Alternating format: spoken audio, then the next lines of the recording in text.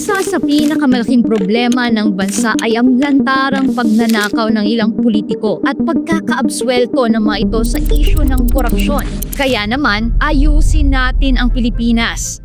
Si Pastor Apollo C. Quiboloy kasama ang taong bayan ang mangunguna sa labang ito. Walang palakasan, walang padrino, lahat ng sangkot sa katiwalian pananagutin. Kung mailuluklok bilang senador, isusulong ni Pastor Apollo C. Quiboloy ang panukala na bubuo ng Truth Commission na siyang magsisiyasat ng mga kaso ng katiwalian sa loob ng mga ahensya ng pamahalaan. Pero anong kakaiba sa komisyong ito?